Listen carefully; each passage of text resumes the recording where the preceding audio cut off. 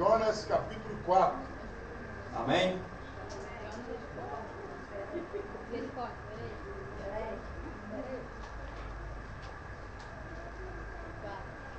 Jonas capítulo 4. Jonas fica entre Jeremias e Malaquias. Acertei, evangelista? Ou entre Ezequiel e Mateus. Mas desgostou-se Jonas extremamente disso e ficou todo ressentido. E orou ao Senhor e disse: Ah, Senhor, não foi isso que eu disse, estando ainda na minha terra? Por isso me preveni fugindo para Tarsis, pois sabia que és Deus piedoso e misericordioso e longânimo, e grande em benignidade, e que te arrependes do mal. Peço-te, pois, Senhor, tira-me a minha vida, porque melhor me é morrer do que viver. E disse o Senhor: é razoável esse teu ressentimento. Então Jonas saiu da cidade e assentou-se ao oriente da cidade, e ali fez uma cabana, e se assentou debaixo dela à sombra, até ver que aconteceria à cidade. E fez o Senhor Deus nascer uma abobreira que subiu por cima de Jonas, para que fizesse sombra sobre a sua cabeça, a fim de livrar do seu enfado. E Jonas se alegrou em extremo por causa da abobreira. Mas Deus enviou um bicho no dia seguinte, ao subir da alva, o qual feriu a abobreira, e esta se secou. E aconteceu que, aparecendo o sol, Deus mandou um vento calmoso oriental, e o sol feriu a cabeça de Jonas, e ele desmaiou, e desejou com toda a sua alma morrer, dizendo: melhor me é morrer do que viver. Então disse Deus a Jonas: é acaso razoável que assim te enfadas por causa da abobreira? E ele disse: é justo que me enfadas a ponto de desejar a morte. E disse o Senhor: tiveste compaixão da abobreira, na qual não trabalhaste, nem fiaste crescer, nem fizeste crescer, que numa noite nasceu e numa noite pareceu. E não hei de eu ter compaixão da grande cidade de Nínive, em que estão mais de 120 mil homens que não sabem discernir entre a sua mão direita e a sua mão esquerda, e também muitos animais. Amém. Queridos, o nosso Deus, ele não vem com um manual de instrução. Ele não vem tipo, eu sou isso, eu sou aquilo, eu sou isso, aquilo, não. Nosso Deus se revela através de relacionamentos pessoais. Se a gente for perguntar o que é Deus para você, alguns vão tentar sintetizar, resumir, mas Deus é tudo para mim. Mas na verdade, para cada um aqui, Deus se revelou de um jeito. Para uns ele é o Deus provedor, para outros ele é o Deus da justiça, para outros ele é o Pai, para outros ele é o amigo, para outros ele é incrivelmente maravilhoso. E Deus faz sempre isso na palavra dele. Ele se revelou a Abraão e ficou conhecido como o Pai de Abraão, Deus de Abraão. E nós sabemos que o Deus de Abraão é aquele Deus que escolhe, que separa, que providencia, que faz milagre. Depois se tornou como o Deus de Isaac, o Deus de Jacó, o Deus de Davi, o Deus de Daniel. Então Deus se revela a cada um e a nós através de relacionamentos pessoais. Nosso Deus é um Deus pessoal. E queridos, a história de Jonas é uma história conhecidíssima. Interessante que não é só conhecida, como repetida dia após dia, mês após mês, anos após anos. Repetida por nós, muitas vezes o protagonista, mas os resultados são os mesmos. Deus aparece a Jonas, Jonas já era profeta, e lendo o capítulo 4, deu a entender que Deus tinha falado com Jonas antes, da segunda vez que ele chama Jonas para pregar a Nínive. Deus fala: Jonas, vai a Nínive e fala, se ela não se arrepender, eu vou destruí-la. Queridos, olhando superficialmente, é uma missão fácil, mas não era. Nínive era a capital da Síria, que no momento era o país que oprimia Israel. Resumindo, Nínive era inimiga de Jonas. Jonas tinha Nínive como inimigo. E Deus fala: Jonas, vai lá no seu inimigo e fala que ele não se arrepender, eu vou destruí-lo. Jonas deve ter pensado: opa, se eu não falar, Deus vai destruir Nínive. Então Jonas pensou, queridos, imagina aquele vizinho seu que é chato, aquele patrão seu, aquela pessoa que quer roubar o seu marido, quer roubar a sua esposa, aquela pessoa que está prejudicando, dividindo a sua família, e Deus fala, olha, vai lá e fala com ela, se ela não se arrepender, eu vou matá-la. Falou, oh, maravilha, Deus é bom, eu vou deixar Deus matar. E Jonas automaticamente correu. Lógico que Jonas não correu para fugir de Deus. Talvez ele estava com a esperança que passasse o tempo que Deus prometeu e Nínive seria destruída. Tanto é que no capítulo 4 ele fala, eu sabia que o Senhor seria misericordioso. Jonas chega à cidade de Jope, uma cidade de porto, veio de comprar passagem para Nínive, compra para Tarsis. E aí, naturalmente, ele desce para o porão do barco e dorme. Queridos, quem está envolvido no pecado longe de Deus, dorme como uma pedra afundando no fundo do mar. Não é um sono da tranquilidade, é o sono da insolência, da desobediência. Jonas dorme, começa o navio a ser solapado, surrado pela tempestade, mandada por Deus por causa de Jonas. Mandada por Deus por causa de Jonas. A tempestade veio como uma cobrança de Deus a Jonas. Não foi um acidente da natureza, não foi um percurso normal da natureza. E os marinheiros começam a jogar a fazenda fora, começam a jogar objetos fora, e aí o capitão desce e encontra Jonas dormindo normalmente. O capitão acorda Jonas e fala, o que você tem? Ô seu dormiu, seu dormente? Você está dormindo, o barco está quase afundando. Interessante, queridos, que quando alguém está no erro, todo mundo está sendo atingido e ele não está percebendo. Está desgraça na família, desgraça no emprego, na saúde, ele acha que aquilo é normal. Jonas estava achando que era normal, o barco balançando e ele continuava dormindo. Jonas acorda e lança-se a sorte. Vamos lançar a sorte. A Bíblia não diz como que era esse sistema de lançar a sorte, mas lançou a sorte e a sorte cai em Jonas. E pergunta, quem você é? De onde você veio? Quem é o seu Deus? Ele fala, eu sou profeta do Deus que criou o céu e a terra. E Deus mandou eu pregar o evangelho a Nínive e eu não quis. E os próprios marinheiros falam, mas o que você fez, rapaz? Como você desobedece ao seu Deus, você trouxe desgraça para a nossa vida. E eles falam, o que nós temos que fazer com você? E Jonas fala, me joguem no mar. Assim vocês me jogarem no mar, vai resolver. Os marinheiros fazem uma oração. Marinheiros que não conheciam o Deus de Jonas, começam a orar. Falam, Senhor, não cobre de nós o sangue desse homem. E queridos, eles pegam Jonas e jogam no mar. Assustadoramente para eles.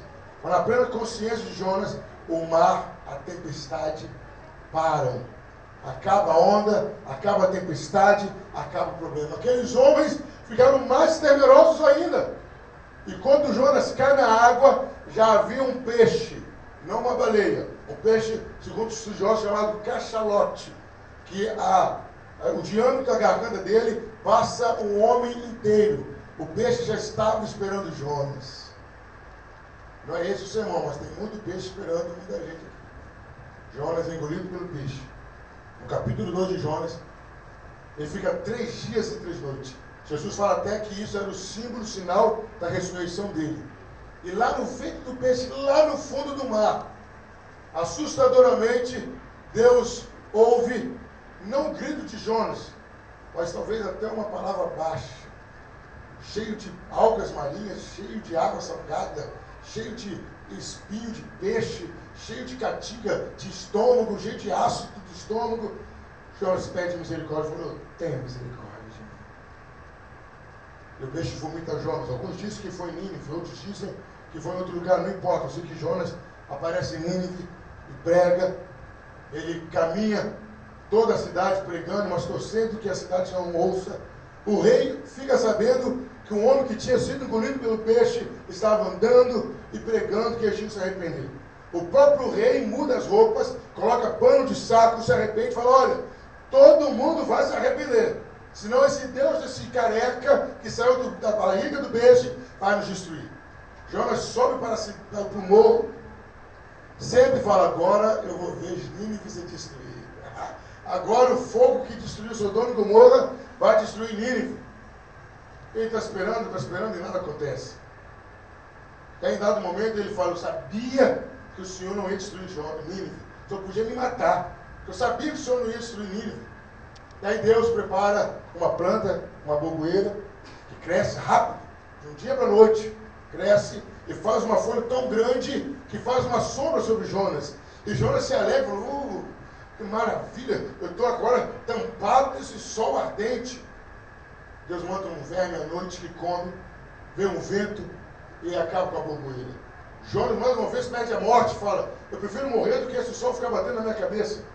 E Deus vira para Jonas e fala, mas Jonas, você teve pena dessa planta, que você não fez nada para ela crescer, você não molhou, você não plantou, e eu não vou ter pena de 120 mil pessoas que não sabem distinguir a mão direita da esquerda e dos animais. Queridos, nesses poucos instantes nós contamos a história do profeta Jonas. Mas eu quero falar nessa noite não é de Jonas, mas o Deus de Jonas. Eu quero falar nessa noite sobre o Deus de Jonas. E o Deus de Jonas, queridos, a primeira coisa que eu quero destacar é que o Deus de Jonas é o Deus da oportunidade. Repita comigo. O Deus de Jonas está fraco, misericórdia, mais forte. O Deus de Jonas é o Deus da oportunidade. Pastor, mas aonde está esse Deus da oportunidade? Primeiro, queridos, o Deus de Jonas é o Deus que deu oportunidade à cidade de Nínive, aos ninivitas, um povo que não buscava Deus, um povo que não queria saber de Deus, um povo que não tinha ligação com Deus, um povo que já tinha ouvido falar de Deus, sim, já tinha ouvido, mas não buscava Deus, tinha o seu próprio Deus. Deus dá oportunidade aos ninivitas de mudarem de atitude. Deus leva a palavra até eles para mudar de atitude. Meu querido, o grande amor de Deus é assombrosamente incondicional. Não importa quantas vezes que a pessoa errou, não importa quantas vezes que a pessoa ouviu a palavra dele, mas sempre ele deixa uma porta para a pessoa se arrepender. É o Senhor das oportunidades. É o Senhor que já te avisou uma, já avisou duas, já avisou três, que o que você está fazendo é errado, mas Ele deixa os seus braços abertos, a porta da igreja aberta, para quando você quiser olhar para trás e se arrepender, você tem um lugar para ser encontrado. O Deus de Jonas é o Deus da oportunidade. É o Deus que, por incrível que pareça, sua paciência não tem fim. A sua misericórdia se renova a cada manhã. É o Deus que está vendo você errar, que está vendo você decidir errar, mas Ele fala, ei meu filho, a hora que você quiser parar de errar, eu estou aqui para te abençoar. Mas querido, esse Deus da oportunidade, Ele não foi unilateral, Ele foi bilateral. Ele não só deu oportunidade para Nínive se converter, mas Ele deu oportunidade para Jonas ser o instrumento de salvação. Amém, igreja? Deus sempre quer te dar o privilégio de salvar uma nação. Oh, maravilha! Deus sempre está te chamando para ser o diferente, para fazer a diferença. Mas nós insistimos em fazer parte da multidão. Eu quero ser só mais um, Jesus. Ele fala, não, eu te chamei para ser o diferencial. Eu te chamei para ser o sal da terra. Eu te chamei para ser a luz do mundo. Eu te chamei para ser o meu discípulo, o meu apóstolo. Eu te chamei para que onde as pessoas vejam a luz de Cristo. O Deus da oportunidade quer que você mude sim a sua história, mas quer que você mude a história da sua família, quer que você mude a história dos seus amigos, quer que você mude a história da sua rua, Deus quer que você mude a história aonde você trabalha. Deus não quer que você seja mais um na multidão. Deus quer que você seja o referencial da graça de Deus. O Deus da oportunidade quer salvar vidas hoje. O Deus da oportunidade quer transformar meros plebeus, meras pessoas normais, em instrumentos infalíveis de salvação. Deus quer que você entre na história. Deus quer que as pessoas olhem para você e falem, olha, Deus usou essa pessoa, Deus usou esse homem, Deus usou essa mulher, Deus usou esse adolescente, Deus usou essa pessoa na hora que eu mais precisei. Ei, meu querido, tem pessoas precisando de ouvir a voz de Deus, e Deus está te falando quem é, e você não está indo atrás dessas pessoas. O Deus da oportunidade quer que você entre para a história do céu com uma pessoa que salvou vidas. O Deus da oportunidade é o Deus de Jonas. Agora vamos falar um pouquinho teologicamente, vamos falar um pouquinho de teologia. O Deus de Jonas é o Deus que é onisciente, que sabe de todas as coisas. O Deus de Jonas é o Deus onipresente, está em todos os lugares ao mesmo tempo. O Deus de Jonas é onipotente, pode todas as coisas. Queridos, quando Jonas falou, vou para Tarsis, Deus já levou o peixe para o mar. Quando Jonas falou, vou comprar passagem para Tarsis, Deus falou, é nesse navio que você vai entrar, porque até o profeta desviado salva a vida. Amém, igreja? Amém. É esse navio que vão conhecer que eu sou o Deus Todo-Poderoso, que eu brinco com a natureza, que eu mando tempestade, que eu levanto ondas, que eu paro ondas. O Deus de Jonas é onipresente. Estava presente lá perto do peixe, estava presente no barco, estava presente em Jope, estava presente em Nínive, está presente aqui nessa noite. O Deus de Jonas é descrito poeticamente no Salmo 139.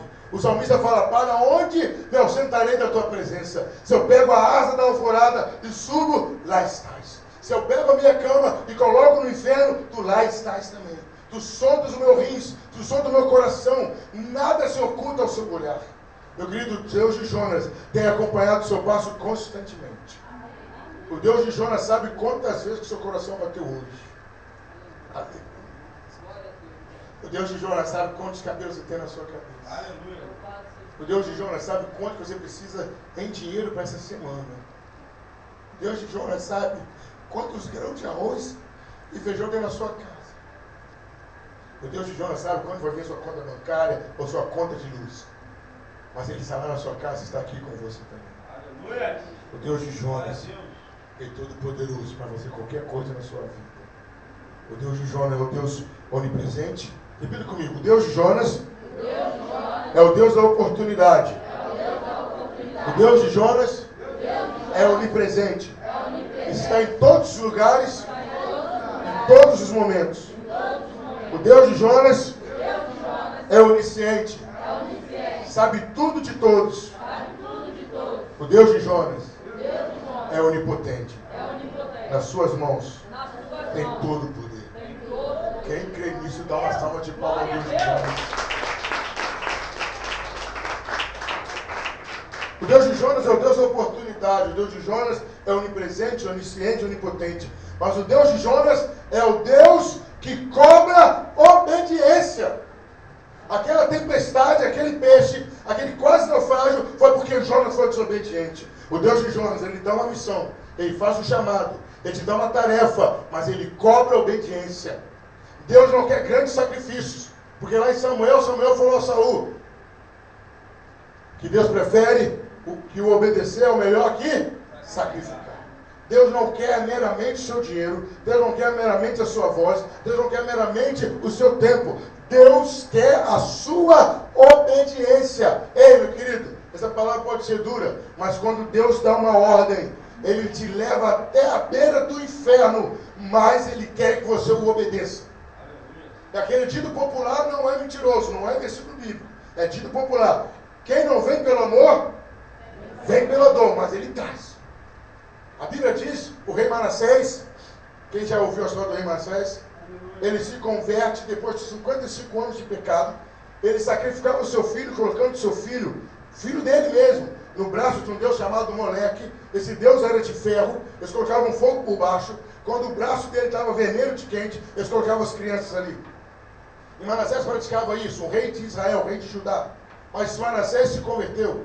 Quando ele se converteu, sabe o que foi a declaração que ele fez? Ele diz o seguinte, que Deus me buscou com um anzol pelos meus narizes, minhas narinas. Deus colocou um anzol e me puxou, e eu vim por causa disso. Manassés quis dizer, eu vim porque Deus me trouxe pela dor. Meu querido, Deus não está preocupado como você vem. Ele fala que você vem. E isso é bom. É bom, pastor, é bom, porque Ele não desistiu de você. Aleluia. Que na hora que Ele não te chamar mais, na hora que Ele não te buscar mais, você pode falar para Satanás, olha eu aí, estou chegando aí, Satã. Na hora que Deus não te cobrar mais, na hora que Deus não te buscar mais, se preocupe, porque Ele vai te castigar na eternidade. O Deus de Jonas preparou uma tempestade, porque Ele cobra obediência. Ei, meu querido, cuidado. De repente você está numa tempestade, de repente a sua família está numa tempestade, porque você é desobediente. De repente tem pessoas se afundando no fundo do mar, porque você é desobediente. Queridos, não era para eu estar aqui hoje é ministério em Volta Redonda. Deus preparou tudo para que eu estivesse aqui. O pastor ficou chateado, ele ficar mais 2 dias sem um pastor. mas não teve jeito de que vir. Atrapalhei o almoço das mulheres, estava a Josi, as meninas lá, cheguei lá, frango, né, lá em casa, queridos, orem para que Deus volte mais frango. Quase a gente não come frango lá. Daqui a pouco vocês vão ver o pastor Camargo cheio de pena. Glória a Deus. Quando é frango é ovo, quando é ovo é frango. Um dia vai ter frango à milanesa. Eu louvo a Deus. Porque uma vez eu estava comendo arroz com mexerica. E mesmo assim eu glorificava a Deus. Glória a Deus. Pode mandar assim o caminhão. Se ser free boy não, pode ser da Sadia, Jesus. Eu aceito, tomo posse. Amém. E aí, queridos, Deus permitiu que eu estivesse aqui para falar de Gálatas 6, versículo 7. Deus não se zomba. Aquilo que o homem plantar, certamente colherá. Quem planta desobediência, colhe tempestade. Quem planta brincar com Deus, colhe a ira de Deus. Deus não brinca. Quando Ele dá uma ordem para você, quando Ele te avisa, quando Ele levanta um profeta, quando Ele fala, quando Deus fala, é porque já está pronto para acontecer. Quer seja bênção, quer seja vento. Você está brincando com Deus. E Deus me trouxe aqui hoje para falar que Ele vai cobrar a obediência que você tem que dar a Ele. Você sabe aonde está desobedecendo e Ele não perde viagem. Quando Ele fala que a minha palavra não volta vazia, Ele quer dizer isso, que eu dou a minha palavra e ela vai cumprir tudo aquilo que eu determinei. Deus manda um peixe para buscar Jonas. Deus manda uma tempestade. Pessoas quase morrem, porque Deus cobra obediência. Olha para a pessoa do seu lado. Eu olho para ela sério e falo, Deus cobra obediência. Lembra que Ele é onipresente. Aonde você está, Ele está. Ele é onisciente. Ele sabe o que você está fazendo e planejando fazer. Ele é onipotente. Deus sabe. Conta-se certa feita que uma vez uma moça usava roupa muito curta. Aquela igreja não tinha uso costume, não era isso. A moça usava uma roupa muito curta mesmo. O pastor começou a falar com ela, minha filha, olha só, minha filha, me respeite. O senhor tem que as suas pernas estão tirando a atenção dos irmãos, minha filha. Pastor, o que é bonito é para se mostrar. Deus me deu, eu tenho que me mostrar. Queridos, não passou uma semana. A moça sofreu um acidente. Só danificou as pernas. Ficou na cadeira de rodas. Deus cobra obediência. Se Ele te falou, Ele vai cobrar. Queridos, quantas foram as vezes que nós ficamos inúmeros dias, meses e anos sem ouvir a voz de Deus? Não foi isso? Amém, igreja? Quando Ele fala, você acha que Ele vai deixar passar em branco? Sim ou não? Não. Ele custa falar. Certa feita na história do mundo, Ele ficou 400 anos sem falar. Mas quando Ele falou, Ele falou, olha, eu vou tirar vocês do exílio, mas ai de vocês. E Ele tirou, cumpriu a palavra. Às vezes Deus está sem falar com você várias vezes. Mas quando Ele fala, se prepara que Ele vai cumprir. O Deus de Jonas é o Deus da oportunidade. É o Deus onipresente, onisciente, onipotente. É o Deus que cobra obediência. Se Ele falou, obedeça. Mas é o Deus também que ouve a oração. Amém? Amém. Não importa onde você está. Não importa se você está vivendo consequências dos seus atos.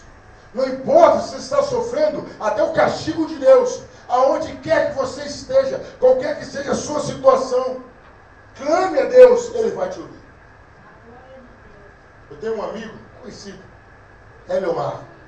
Um dia eu posso tentar trazê-lo aqui. 16 anos, sempre na igreja, sempre na igreja, sempre na igreja, sempre na igreja. Aí eu não sei que demônio que entrou na mente dele e falou que ele era muito novo para estar na igreja.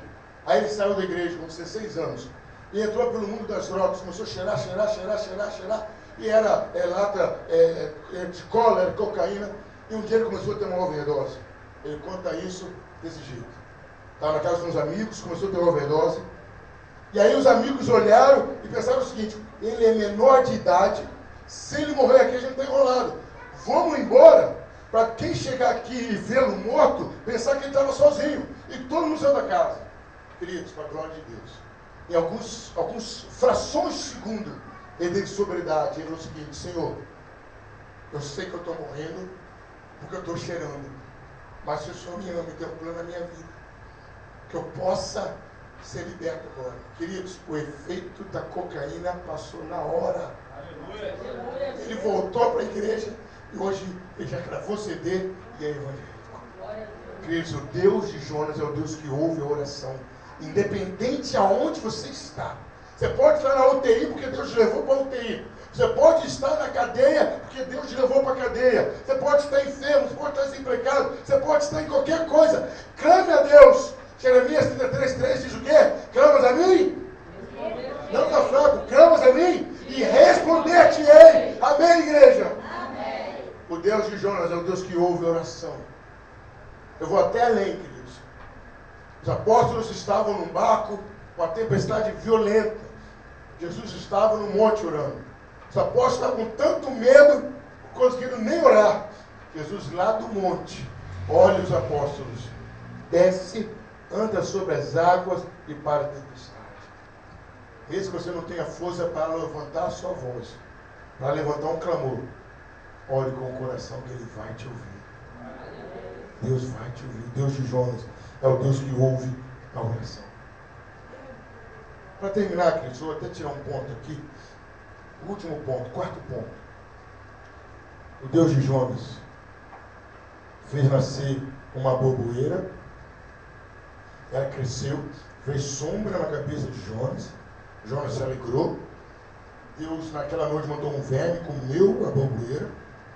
Aí Deus manda um vento, uma brisa suave. Sai aquela borboleira, bate o sol.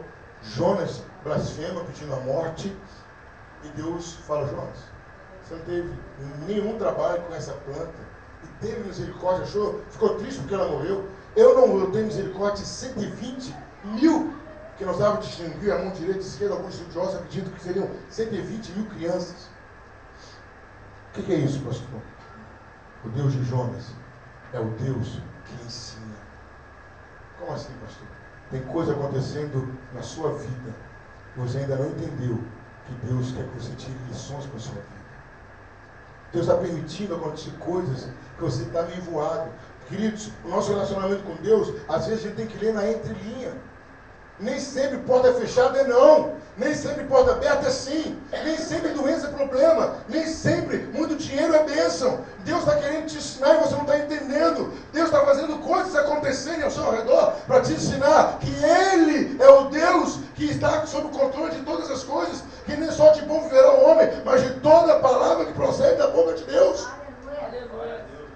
Deus manda falar que tem muitas pessoas vivendo momentos bons ou ruins, mas não estão fazendo a leitura correta, não estão conseguindo entender o que Deus está falando. Ei, meu querido, todas as coisas cooperam para o bem daqueles que amam a Deus. Então tudo que Deus faz é para te ensinar uma lição. Você está como Jonas. Quando é uma coisa ruim, você reclama. Deus fala: não reclama não, olha o que eu estou querendo te ensinar. Acontece uma coisa boa, você glorifica, tá bom, obrigado, mas olha o que eu quero te ensinar.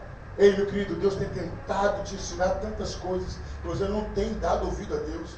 O salmo que nós lemos na abertura diz que os céus manifestam a glória de Deus. O que quer dizer isso? Que até os céus querem te ensinar que Deus tem glória.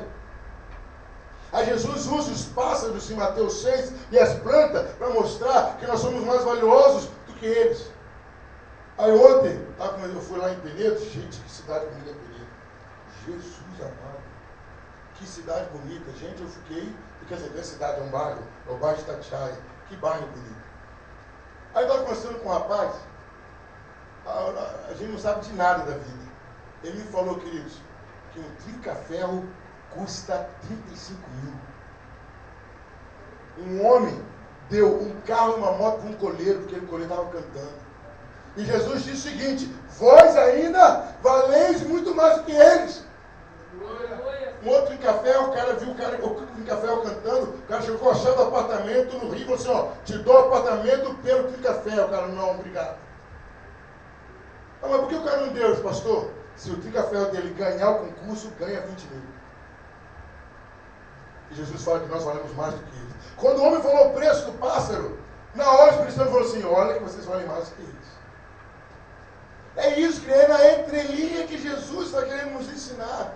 A gente só está vendo o resultado, mas não vê o que Deus quer nos ensinar. E Deus está ensinando a Jonas: Jonas, eu tenho misericórdia de quem eu quero ter misericórdia, Jonas. Eu amo quem eu quero amar. Eu exalto quem eu quero exaltar. Eu humilho quem eu quero humilhar. Jonas, eu faço tudo para o bem do ser humano. Ei, meu querido, Deus hoje começa a te falar: comece a a ler nas entrelinhas do que acontece na sua vida. Comece a entender o que Deus quer falar com você. Deus tem usado criança, Deus tem usado adolescente, Deus tem usado pastor, tem usado ímpio. E você não tem conseguido entender o que Deus quer para a sua vida.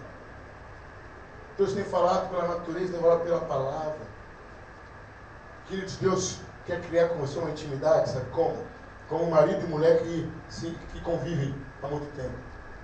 O marido olha para a esposa e ela já sabe se ele gostou ou não. Estou certo? É assim? Dá mais o pau quando fecha a cara, o cabelo da Silvia fica até preto. É a mesma coisa. O evangelista, quando olha para a Chegando Estela, olha para ela, aí ela já bate a cabeça, ou então ela devolve o olhar. Que é aquele toque de rádio.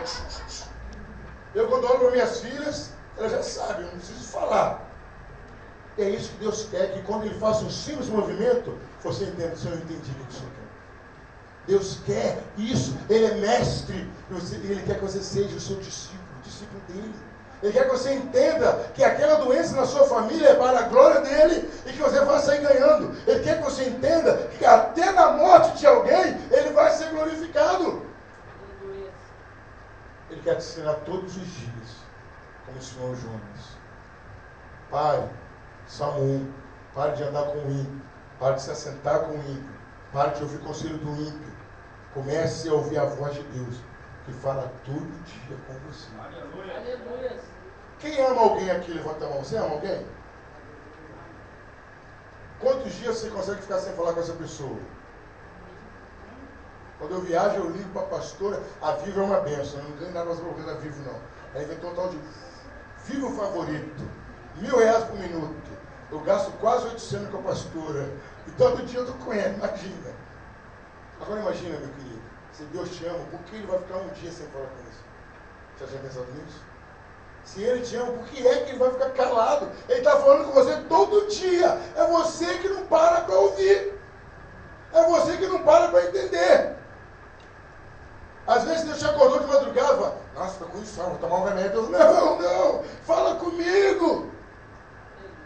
Não, acordei cedo, tem mais uma hora para dormir. Fala, não, você tem mais uma hora para ler a Bíblia. Essa noite, o Deus de Jonas é o Deus que ensinou Jonas e quer nos ensinar com os fatos que acontecem na nossa vida.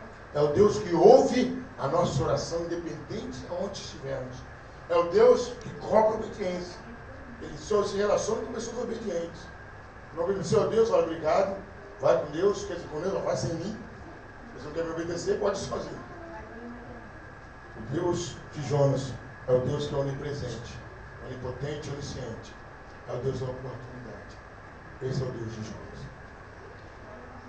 José Jovô, aquele Deus não existe em você, rápido, você, gentileza. Eu disse aqui que Deus cobra obediência. E quando Ele cobrar, você se preocupar. É porque Ele abriu mão